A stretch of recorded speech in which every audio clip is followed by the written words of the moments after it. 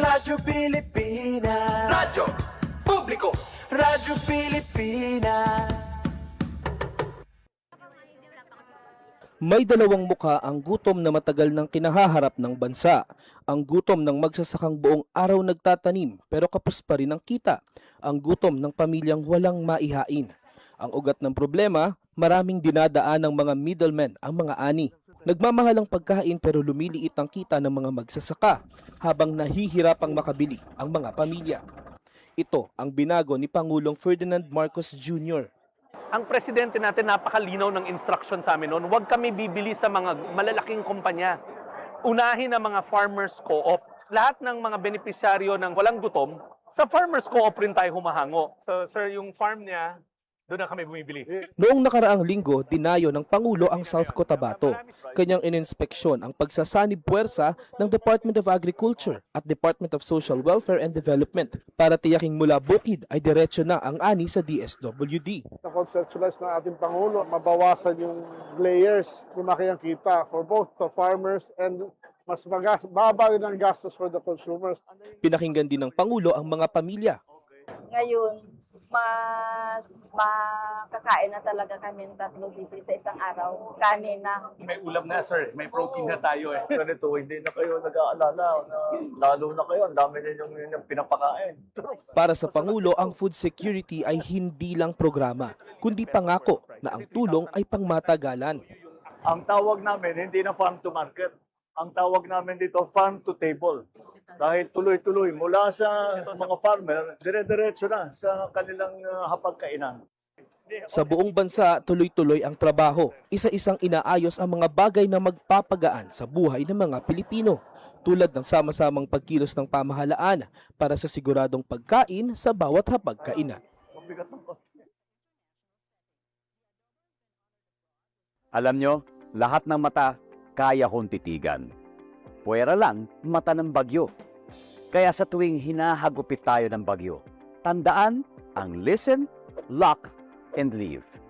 Listen, makinig sa balita tungkol sa direksyon at lokasyon ng bagyo. Tutok na sa mga news report sa radyo, sa TV at social media para malaman kung ano ang wind signal sa inyong lugar. Abangan din ang payo ng inyong LGU. Next, lock.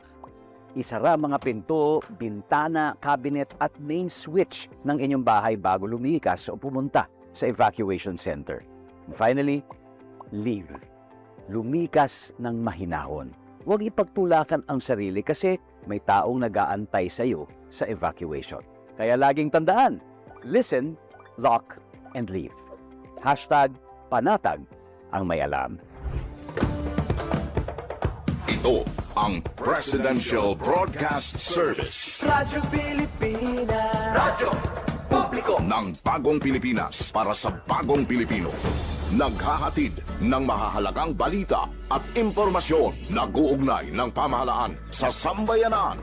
Tulay sa himpapawid ng serbisyo publiko. Radyo Pilipinas. Radyo Publiko. Ang boses ng Pangulo. Sa Iloilo, Radyo Pilipinas.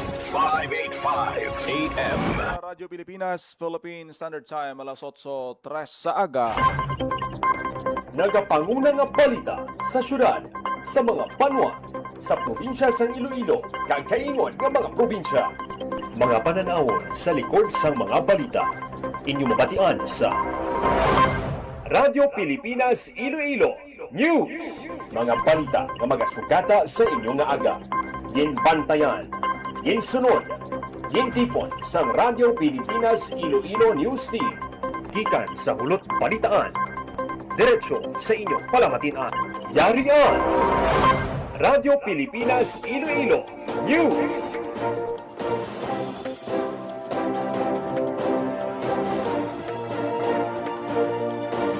Ayong aga Pilipinas, good morning Western Visayas. Welcome sa Radyo Pilipinas News. Sumong adlaw sa Biyernes, Hulyo 17, nakita tuig 2026. Ako ang inyong tagbalita kada aga, Janelle Baclay, kag karon sa mga headlines. empleyado sa City Hall gintikitan bangod wala nakasuksok sang helmet samtang nagamotorsiklo. Ka Sustainable Livelihood Program Association sa Capiz ginhatagan sang 2.1 million pesos nga ayuda. Seawall project sa Barrio Obrero, Lapus. Dako nga bulig agon mahatagan proteksyon ang pila ka komunidad sa higad sang baybay suno sa pila ka mga residente. Mega job fair ginhiwat sang Peso Iloilo sa Kapitolyo. Presidente Marcos kag Prime Minister Wong ginistoryahan ang plano sa pagpauswag sang Pilipinas kag Singapore. Iloilo City Civil Registry Office magatanyag sang mobile registration sa maabot nga Agosto 10 tubtub 11 bilang kabahin sang Charter Day celebration. Kag butanding nasa puwan sa kalalawran sa Banwa sang Ahoy.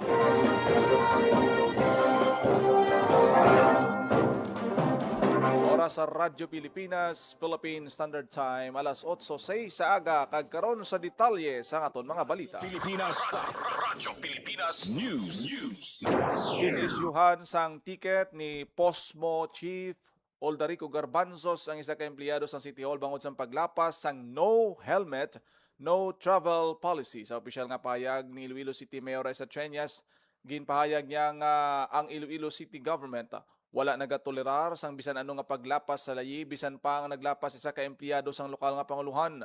Sa pagpangusisa sang Public Order and Safety Management Office ang ginapamunuan ni Garbanzos, naibaluan nga ang natungdan nga empleyado ang na-assign sa Senro kag nag-viral matapos makitaan nga wala nakasuksok sang helmet sa nagamaneho sang motorsiklo. Magapadayon naman nga mangin patas ang city government suno kay Mayor Treñas sa pagpatuman sang rules and regulations sa dalanon, agod pa siguro sa publiko nga ang tanan nga violators pagatrataron sang pareho. Ginpanumduman ang tanan nga mga motorista nga magsunod sa mga pagsulundan sa trapiko labi na gid ang pagsuksok sang helmet agod maproteksyonan ang kabuhi kag malikawan ang mga injury sa tion sang aksidente. Radyo Pilipinas News. Ginpatukod nga seawall project sa area sang Barrio Obrero, Lapus, dako nga bagay kag bulig agod maproteksyonan ang pila ka mga pumuluyo nga nag-estar sa higad sang baybay. Radyo Pilipinas Sa detalye sang balita. Dako ang nabulig sa ginpaubra nga seawall project sa Zone 2 Barangay Barrio Obrero, Lapus, Iloilo City agud maproteksyonan ang mga pamalay sa higad sang dagat sa mabaskog nga hampak sang balod. Istorya ni Nanay Linda, isa sa mga residente sang wala pa ang seawall project sa ila lugar. Sa masami kada bagyo o kung panahon sang habagat nagakaguba ang ilang mga puloy-an bangod sang hampak sang mabaskog nga balod. Ini pareho sang una kampante ni sila subong nga hindi na direkta nga maigo sang balod ang ilang lugar bangod sang Esplanade Seawall Project. Magluwas nga proteksyon ini, sila ang nagatambay man sa lugar kag nagaehersisyo. Nagalaom sila nga matapos ang proyekto sa diin madako ini nga benepisyo sa ilang mga pumuluyo. Matandaan nga yara sa 400 million pesos ang ginpain nga pondo sa national government para sa proyekto bilang flood mitigating program sang gobyerno sa pagpamuno ni PBBM. Para sa Bagong Pilipinas, General Baclay, Radyo Pilipinas, Radyo Publiko. Radyo Pilipinas News. Mga Sustainable Livelihood Program Association sa Capiz nagbaton sang 2.1 million pesos nga assistance. Radyo Pilipinas Sa balita ni Marian Grace. Nagbato ng apat ka Sustainable Livelihood Program Association o kon SLPA sa President Rojas Capiz sa masobra sa 2.1 million pesos nga seed capital fund gikan sa Department of Social Welfare and Development Field Office 6. Lakip sa tagbaton nga asosasyon ang Badyangon Livelihood Association nga nakabaton sa 340,000 pesos para sa Variety Store Project. Lakip man ang Sangkal Livelihood Association nga nagbaton sa 560,000 pesos para sa Egg Production Project. Umwad man Daragat Livelihood Association nga nagbaton sa masobra sa 512,000 pesos para sa Rice and Fishery Supply Hub, kag Valle Verde Artisan Handicraft Livelihood Association nga nagbaton sang 700,000 pesos para sa Handicraft Production Enterprise. Ang SCF magaserbe nga start-up kag expansion capital sa negosyo sa mga asosasyon. Ginpangunahan ni SLP Provincial Program Coordinator Aileen Cerudo ang pag-turnover kaupod ang Bureau of Fisheries and Aquatic Resources o CONBIFAR. Para sa Bagong Pilipinas, Marian Grace Aranyata, Radyo Pilipinas, Radyo Publiko. Linibo ka mga nagapangita trabaho nagpadulong sa Iloilo Provincial Capital lago magpasakop sa Public Employment Service Office Peso Mega Job Fair. Sunod sa Kapitolyo yara sa 18,000 ka mga job vacancies gikan sa 98 ka mga employer ang ginbuksan sa mga aplikante. 15 ka mga LGU sa probinsya, partikular ang Banwas ang Gimbal, Balasan, Pototan, Borotac, Viejo, Banate, Alimujan, Sara, Santa Barbara, San Miguel, Zaraga, Igbaras, Tigbawan, Badyangan, Istansya, kag Carles, ang nagtanyag sang libre sakay padulong sa Provincial Capital. May mga helpdesk man ng DOLE, Department of Migrant Workers, Philippine Statistics Authority, Department of Social Welfare and Development, Social Security System, Civil Aviation Authority of the Philippines, National Bureau of Investigation, PhilHealth, kag Technical Education and Skills Development Authority. Mayara naman sang 51 ka mga aplikante ang na-hired on the spot sa Public Employment Service Office ng Iloilo Provincial Government. Linibo ka mga aplikante ang nagpasimpalad sa Mega Job Fair. Sa datos ng opisina may masobra 10,000 ka mga job vacancies ang natigayon nga gintanyag. Ginpahayag naman ni Peso Iloilo Manager Cynthia Dario nga tuigan ini nga aktibidad ka ginakandak sa tutunga sang tuig pagkatapos ng graduation season. Katuyuan sini nga mabuligan ng mga milonggos, ilabi na mga bagong graduate sa kolehiyo nga makakita sang trabaho. Radyo Pilipinas News. Presidente Marcos ginpirmahan ang EO 119. Radyo Pilipinas. Retaliate sang report. Ginpirmahan ni Presidente Ferdinand R. Marcos Jr. ang Executive Order No. 119 na may titulo Updating the Government Data Classification, Establishing a Data Residency Framework and for Other Purposes nga nagatukod sang moderno kag risk-based nga sistema para sa mas mabaskog nga pag-amlig sang datos sang gobyerno kag paghatag sang mas klaro nga lugar para sa digital infrastructure investment. Sulod sang madugay nga panahon, ang gobyerno nagasalig sa Memorandum Circular No. 78 nga ginpatungon pahalin sang papel-based era. Apang bangod sang madasi nga pagtaas sang cloud computing, artificial intelligence kag digital services, nagakinahanglan ang Pilipinas sang bag-o nga pulisiya nga nagaprotekta sa sensitibo nga impormasyon samtang nagahatag sang oportunidad para sa sigurado nga inobasyon kag teknolohiya. Ginpagwa ini nga EO antes sang Private Sector Advisory Council sa digital infrastructure kag nagaatubang sa isa ka importante nga regulatory gap nga ginpahayag sang mga industry stakeholders ang kinahanglanon nga klaro kag internationally aligned nga mga rules sa data classification, storage kag protection. Sunod sa direktiba ni Presidente Marcos sa Public Sector Data Localization, gindevelop sa Department of Information and Communications Technology ang framework paagi sa lawig nga konsultasyon upod sa masubra 50 ka stakeholders, lakip na ang national government agencies, security agencies, privacy regulators, foreign chambers of commerce, business groups, cloud service providers, telecommunication companies kag digital infrastructure operators. Para sa Bagong Pilipinas, ini si WVSU intern Frenchie Banyas, Radyo Pilipinas, Radyo Publiko. President Marcos kag Prime Minister Wong ginistoryahan ang mga plano sa pag-uswag sang Pilipinas kag Singapore. Radyo Pilipinas Report. Nagapanumbalik sa balita si student intern Frenchie Banyas.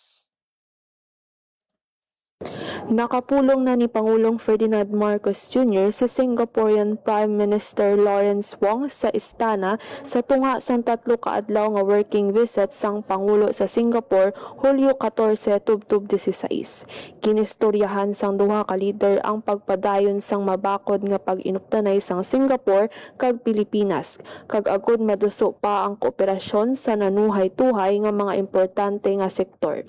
Ginhambalan man ang pagpalapad sang negosyo sa tunga sang Singapore kag Pilipinas, pag-take advantage sa mga oportunidad kasunod sang artificial intelligence, pang-inganyo sa mas madamo nga investment kag pagpabakod sang kolaborasyon sa health kag social development. Naghisugot man ang duha ka leader nga buksan ang mga bag-o nga bilateral agreement nga makahatag sang benepisyo sa tagsa ka pungsod. Ginpatud man sang Pilipinas kag Singapore ang ilang commitment sa ASEAN nga mangin mapisan, mabakod kag mauswagon nga rehiyon nga may madamo ang oportunidad para sa katawhan. Para sa Bagong Pilipinas, ini si WVSU intern Frenchie Banyas. Radyo Pilipinas, Radyo Publiko. Radyo Pilipinas News. Prosekusyon mabaskog na ang ebidensya sang Article 4 bato kay Vice Presidente Sara Duterte. Radyo Pilipinas Report. Sa detalye sang balita. Nagapati si House Prosecutor kag Iloilo Representative Lawrence Defensor nga tuman kag mabaskog ang testimonya sang ilang mga testigo agod mapamatud-an ang Article 4 or grave threats and sedition bato kay Vice Presidente Sara Duterte. Suno kay Defensor amo iniyang rason nga gindesisyonon sang prosecution team nga hindi na pag-ipasulod ang 5 pa ka testigo nga nakalista para sa nahinambitan nga artikulo. Ginpabutyag ni Congressman Defensor nga airtight ukon wala na sang buslot ang mga una nga testimonya sang NBI nga si Senior Agent John Mark Calilong kag NBI Regional Director Attorney Jeremy Lotok nga nagapakita sang mabugat nga pamahog ni VP Sara Duterte sa kabuhi sang presidente. Sa katapusan nga testigo para sa Article 4, ginahulat na lang sang prosekusyon ang testimonya ni NBI Director Melvin Matibag na hiwaton sa Lunes, Hulyo 20. Para sa Bagong Pilipinas, ini si WVSU intern Frenchie Banyas. Radyo Pilipinas, Radyo Publiko. Radyo Pilipinas News. Iloilo nagpasalig nga tapuson ng mga nabilin nga LCAC project antes ang 2020. Radyo Pilipinas Report. Sa detalye sang balita ni Hope Torichan. Nagpasalig ang Iloilo Provincial Government nga tapuson antes ang 2028 ang mga nabilin nga National Task Force to End Local Communist Armed Conflict Project sa probinsya. Suno sa Kapitolyo, yara na lang sa 19 ka proyekto sa idalom sang NTF-LCAC ang wala pa natapos. Ini ang ginpasalig ni Provincial Administrator Raul Banyas sa ginhiwat nga Regional Task Force to End Local Communist Armed Conflict second quarter full council meeting. Pahayag ni Banyas, pondohan sang provincial government ang pagpatapos ang nabilin nga proyekto sa tapos nga ginuli sa National Treasury ang 196 million pesos nga unutilized local government support fund NTF LCAC funds. Kalabanan nga LCAC project sa Iloilo nakasentro sa dalan, water systems, electrification, kag school facilities. Para sa Bagong Pilipinas, Hope Trichante, Radyo Pilipinas, Radyo Publiko. Radyo Pilipinas News. Iloilo City Civil Registry Office magatanyag sang mobile registration sa maabot nga August 10 tubtob August 11 bilang kabahin sang pagsaulog sang Charter Day. Radyo Pilipinas Balita ni Report. Marian Grace Erenia. Magatanyag sa mobile registration ang Iloilo City Civil Registry Office sa August 10 to 11 bilang kabahin sa pagsaulog sang Charter Day. Gimpayag ni Marner Gargalicana, Registration Officer for sang ICCRO, na tinutuyo sa mobile registration nga ipalapit ang serbisyo sang city government sa mga pumuluyo kag pasangkadon pa ang timely kag accurate nga civil registration. Lakip sa mga serbisyo nga igatanyag ang birth registration, marriage registration, death registration, petition para sa pagkayos ang clerical error, magpailis ang first name, iban pa nga civil registration consultation o document verification, kag assistance sa documentary requirements kag procedures. Pahayag pa ni Gargalicana nga ang mga serbisyo libre, magluwas nilang kung magkuha sang civil documents. Magluwas pa diri magatanyag man ang Philippine Statistics Authority o PSA sa mga serbisyo kapareho sa PhilSys National ID Registration, issuance ang PSA birth, marriage kag death certificates, issuance ang Senomar kag ibang pa nga hindi na kinahanglan sang appointment. Hiwaton ang mobile registration sa entrance sang Iloilo City Hall. Yes, please avail sa aton nga mga pumuluyo. Please take time, hatagan naton syempo o sikan gid naton para lang nga makayo ang aton nga civil documents. So ang amon gid permi nga ginahinyo sa inyo, kwa na gid kamo sang inyo nga mga civil documents antes nyo pa siya kinahanglan. So ang City Civil Registry Office upod gid amon City Civil Registrar Ma'am Cherry Ampig kaga ginmando ini siya sang aton nga Mayor Raisa Treñas nga ang tanan nga serbisyo ipapalapit gid sa pumuluyo. So yari kami nagapalapit, i-avail nyo na ang ini nga all-in-one mobile registration. So pwede na kamo maka-avail sa serbisyo sa City Civil Registry Office and at the same time sa Philippine Statistics Authority. Libre ini siya. Ang may bayad gid lang ang pagkuha sang inyong nga civil documents. All the rest, libre. Kag-ara gid kami nga magahulat sa imo. So we hope magkinit-anay kita dito. Nabatian ang kabayan sang pahayag ni Garga Licana. Para sa Bagong Pilipinas, Maran Grace Aranyata, Radyo Pilipinas, Radyo Publiko. Radyo Pilipinas News. Natapos na sa Department of Agrarian Reform o KONDAR ang pagpanagtag ng Certificate of Condonation with Release of Mortgage sa tanan nga natumod nga agrarian reform beneficiaries sa bugos nga Western Visayas kag Negros Occidental. So no sa DAR Western Visayas na kompleto ng pagpanagtag sang 60,000 ka mga COC para sa 44,388 ka ARBs halin sa 5 ka probinsya sa rehiyon kag dalayon nga napanas ang masobra 2 billion pesos nga utang sa duta nga ila ginatalauma. Sa kapin 44,000 ka benepisyaryo, 21,000 nga mga mangumang nabuligan sa Iloilo, 18,000 sa Capiz, 3,400 gikan sa Guimaras, 926 sa Aklan kag 701 sa Antique. Samtang natapos na sang DAR Negros Island Region ang pagpanagtag naman sang 158,165 ka COC ROM para sa kapin 109,000 ka mga ARBs sa Negros Occidental nga nagresulta sa pagpanas sang kapin 19.4 billion pesos nga utang sang mga mangunguma. Ang madasig pagkumpleto sa pagpanagtag sa Western Visayas kag Negros kabayin sa pagtuman sang DAR sa mando ni Presidente Ferdinand R. Marcos Jr. nga mahilway sa utang ang mga mangunguma nga benepisyo sang agrarian reform kag mabuligan sila nga mangin mas produktibo kag mag-ayo ang ila pangabuhi. Radyo Pilipinas News. Pasig City LGU ginbato ng 2025 National ADAC Incentive. Radyo Pilipinas Report. Yari ang report. Nabato na sa lokal nga panguluhan sa Pasig City ang 2025 Anti-Drug Abuse Council o ADAC Incentive nga pagkilala bilang National Awardee sa 2025 ADAC Performance Audit and Awards. Gin-turn over sa Department of the Interior and Local Government o DILG Iloilo nga ginpangunahan ni Provincial Director Dino Ponsaran ang cheque kag ang Certificate of Commendation nga ginpermahan ni DILG 6 Regional Director Juan Jovian Anguiñaro. Mismo si City Mayor Stephen Palmares ang nagbatan sang incentive. Madumduman nga isa ang LGU Pasig City sa mga lokal nga panguluhan sa rehiyon sa East nga nakakuha sang high functional rating sa 2025 ADAC Performance Audit.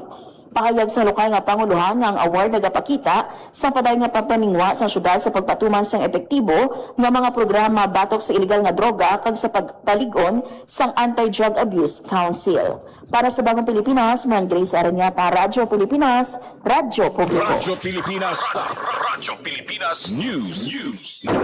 Valor 714,000 pesos nga illegal nga droga na kumpiska sa bypass operation nga ginpatigayon sa Iloilo City Drug Enforcement Unit sa Zone 6 Barangay Alalasan, Lapus kagabi o kun kahapon sang hapon. Nadakpan si alias E.T., 44 anyos, wala sang trabaho, kag residente sang amo nga barangay.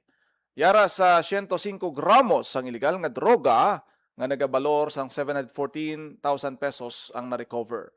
Yara na sa kustodiya sang kapulisan na subject nga nagapangatubang sang paglapas sa Republic Act 9165. Radyo Pilipinas News. Nasiklatan sining karon lang ang isa ka butanding o kon whale shark sa municipal water sang Ahoy, partikular sa area sang Masidman kag Punta Buri. Suno kay Ahoy Mayor Loida Espinosa ini ang pamatian sang maayo kag nagsanyog nga marine ecosystem sa lugar. Nagalaw mga alkalde nga pagbisita sa mga butanding. Padayon nga maghahatag sang bugay sa ila kilalauran kay maghatag inspirasyon sa komunidad nga pabaskugo ng mga pagtinguha para mapangpinan ang marine resources samtang nagabukas ang oportunidad para sa sustainable ecotourism ang banwa. Nagapangabay man ang alkalde nga ipadayon ang pag-amlig sang palibot para sa masunod nga henerasyon. Radyo Pilipinas News.